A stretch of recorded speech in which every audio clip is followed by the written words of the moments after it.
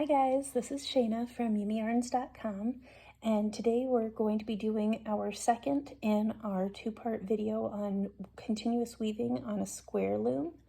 This is a pin loom that I got from Anita Kealey, who taught a class on this technique that I got to take at North Country Fiber Fair last month, and she has graciously said she's good with me sharing the technique with you guys.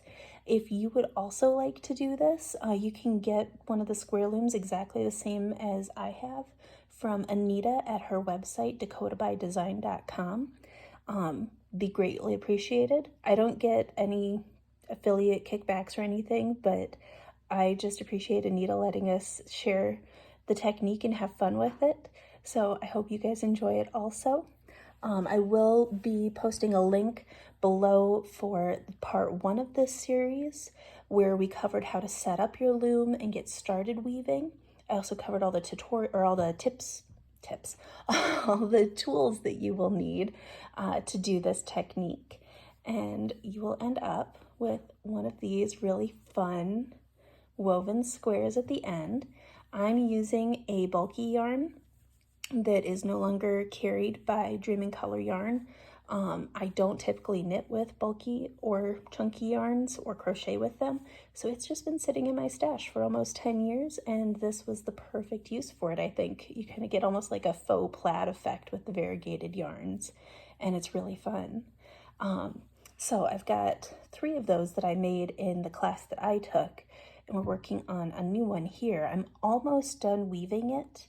I got everything set up. Again, step 1 of the process will be linked down below. I also have a tutorial page set up at yummyarns.com, so you can go there for links to all the things and resources, and I'll have both of these videos up on that page as well so that it's all in one place for you and you can bookmark it if you'd like.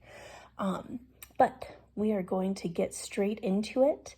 So I am almost done here. I actually have 2 passes. So each pass you actually are working 2 lines at the same time basically. So we're going to go up 1 and back, and then we'll actually be doing our very last pass, which is very exciting, and I will show you how to finish off your square and take it off the loom, and it'll be really fun. And then you can kind of see the magic as it just goes off at the very end. It's kind of fun. That's probably one of my favorite parts, is seeing what it looks like at the very end.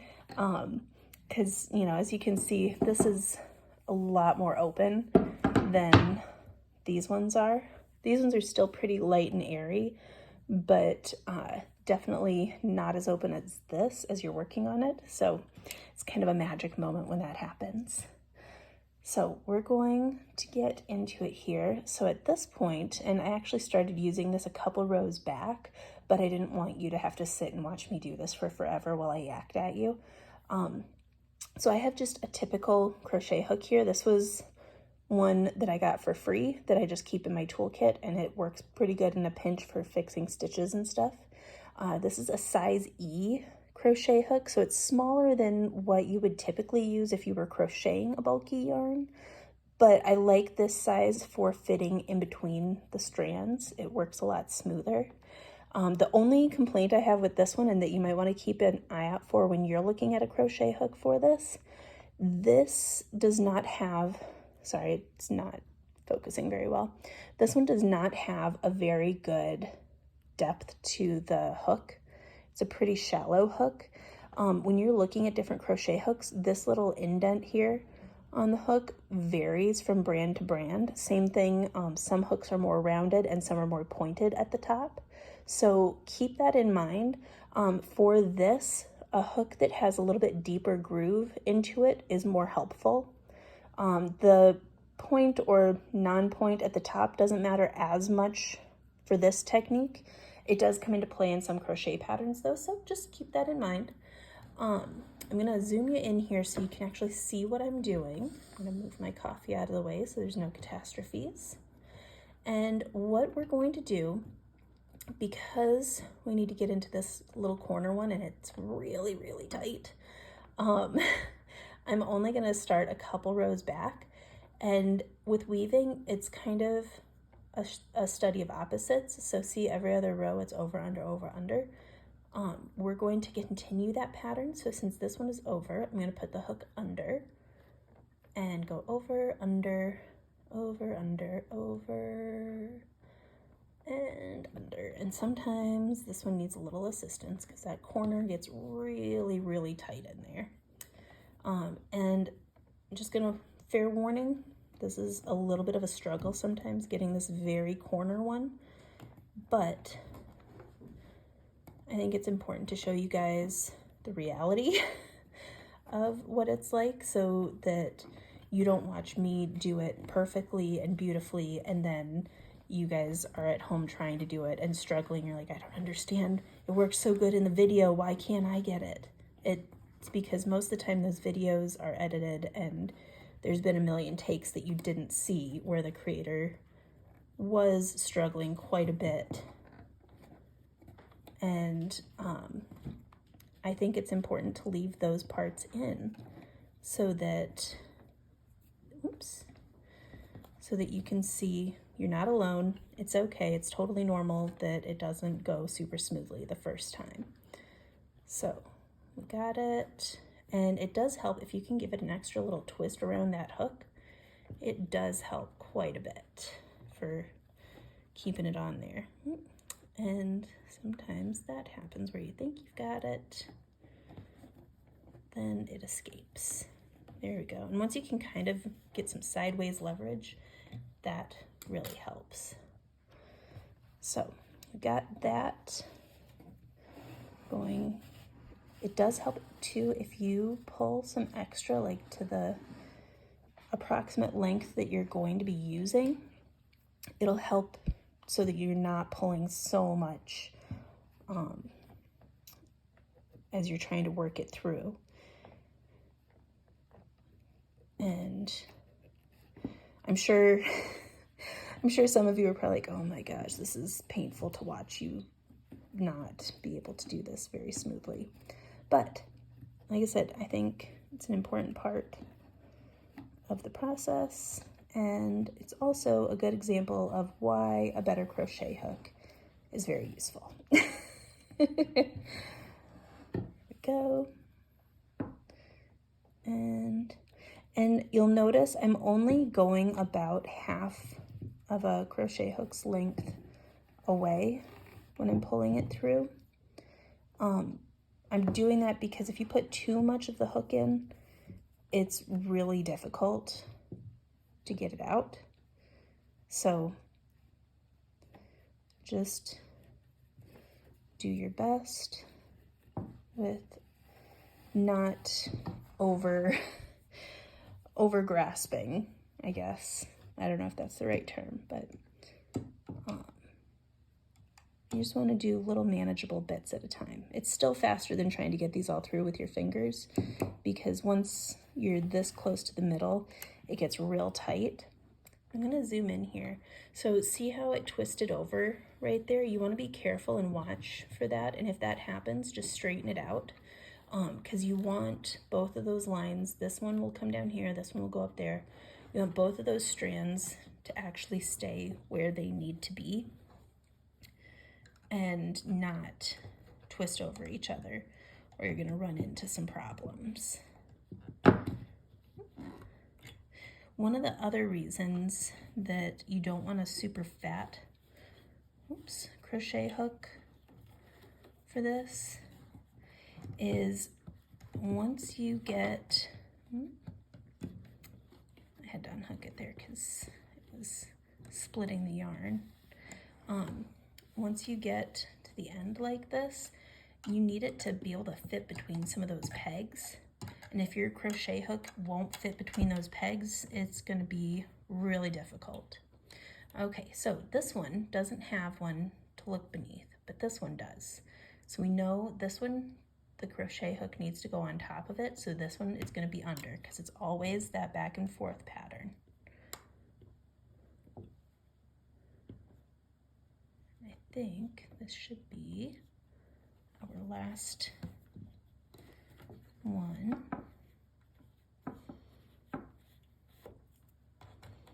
There we go.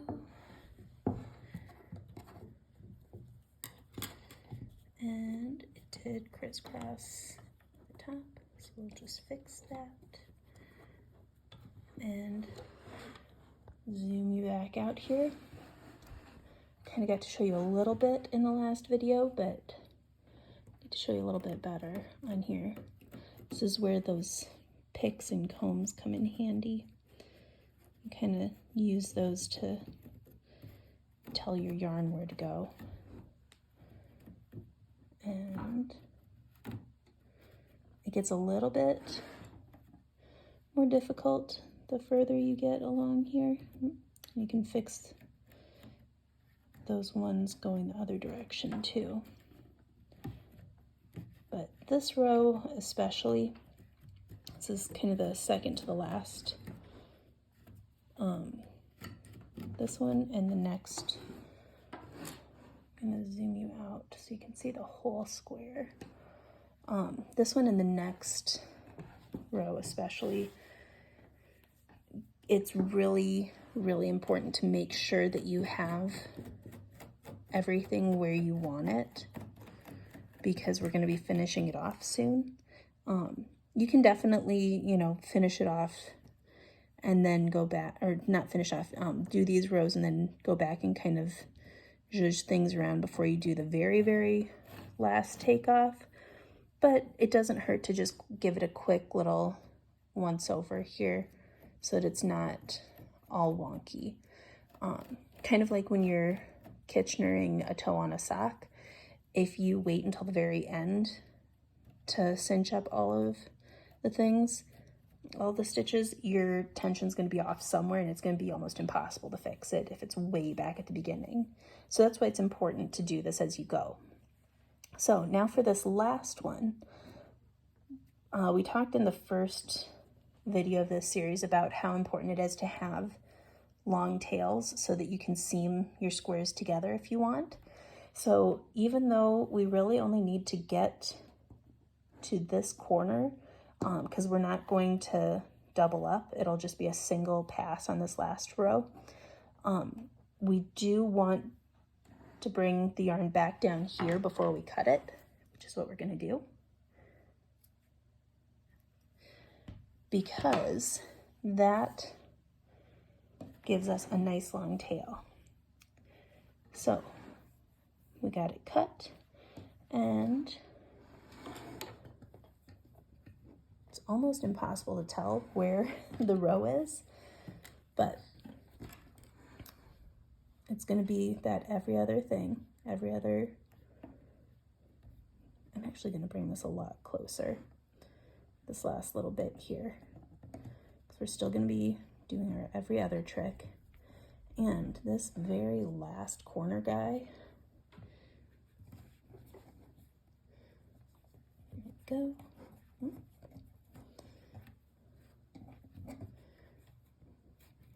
There we go.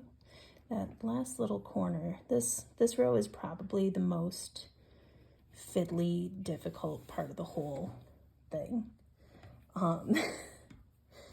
But once you've got it, you're done. So I'm just going to bring it through all the way and go through the next one. Like I said, this one is quite a bit more hands-on than most of the other rows we've been doing. Just because at this point, everything's pretty tightly tensioned.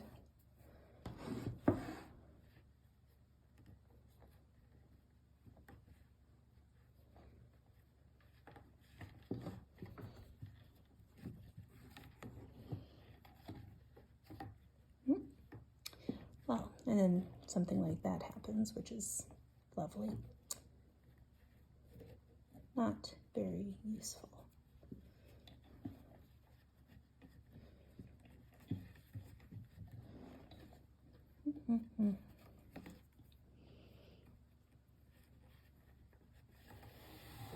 There we go. I'm going to zoom you in just a little bit more because it feels like you're very far away. And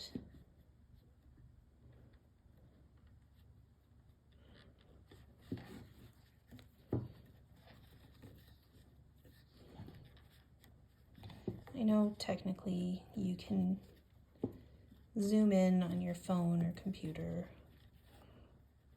but if you're watching on a TV or something, that makes it more difficult. You can't really do it on there very easily.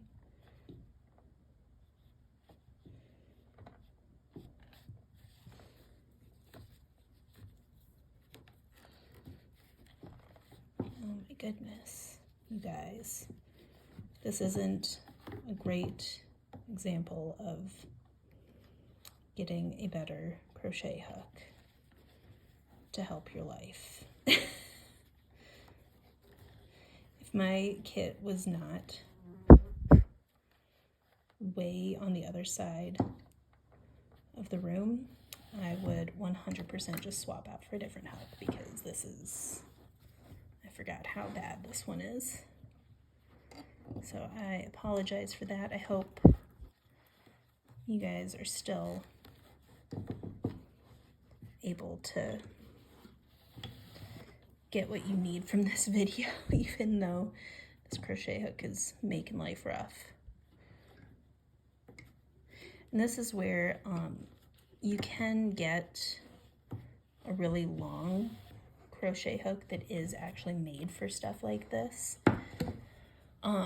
And that's where those come in really handy. But since this was something new to me, I wasn't sure if I would want to invest in something like that. So I didn't. Oops. After this though, I might. Or at least I might get one of my favorite little wooden crochet hooks. I have a mango wood one that's really nice that I love. So maybe that's what I'll do. All right, now I've come to the very end. I'm just gonna quick make sure everything is laying the way I want it to. That didn't help anything.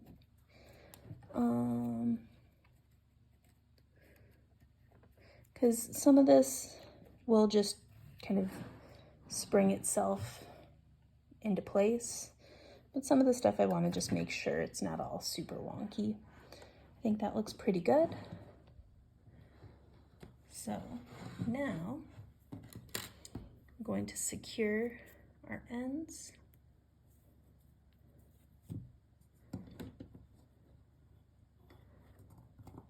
And to do that, we're just going to go, oops,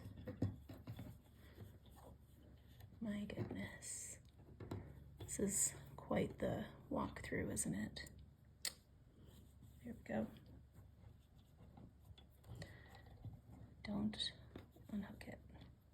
I'm going to basically just tie a knot through like that.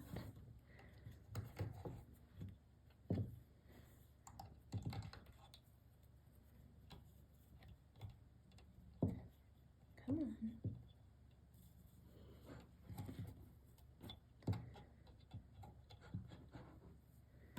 So that one's secure. I'm going to lift our slip knot up off and do kind of the same thing here.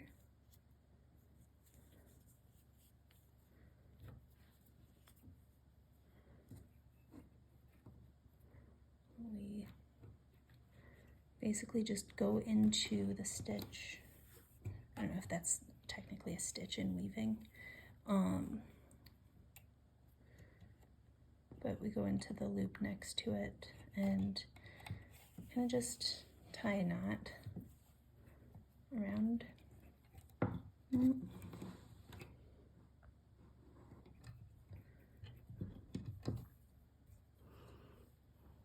think I might have done an extra loop that didn't need to go on the peg, but it's okay. It'll come off. It'll be fine. There we go. And now we're going to start, here's our ending. I'm going to start actually right in the middle of the far side. So here's where we started, here's where we ended, here's where I'm going to start. And you want to start in the middle because that helps keep things the most even. But you literally just start lifting it off the pegs. You can use your nails, you can use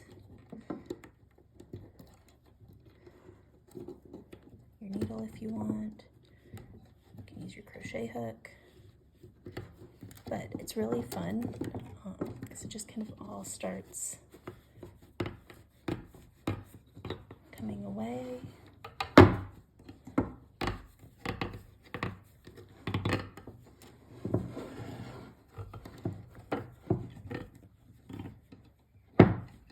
And I think I did get an extra knot on that one.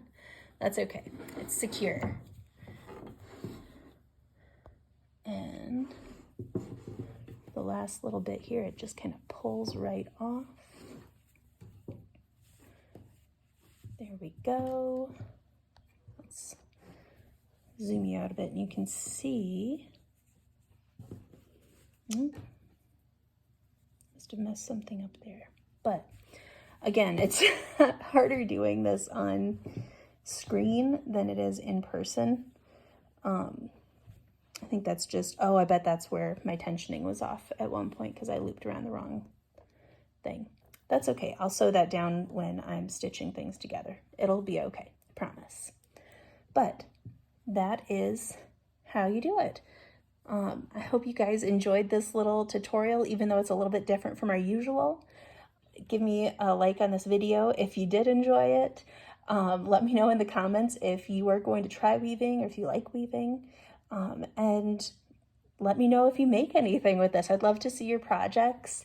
Otherwise, if you have any ideas for what else you would like tutorials on, let me know. I'm more than happy to take requests and do some little online classes that way. Next week, I'm not sure what tutorial we will be doing yet, but I will keep you posted. It'll be another fun one. We'll probably be getting back to the knitting next week. Maybe it'll be a steeking tutorial. Would that be fun? I need to steek a sweater, so let me know if you'd like to see a steeking tutorial next week. I hope you guys have a great week and happy knitting, crocheting, weaving, whatever you're doing with yarn. Have a great day with it and a great week. Bye, guys.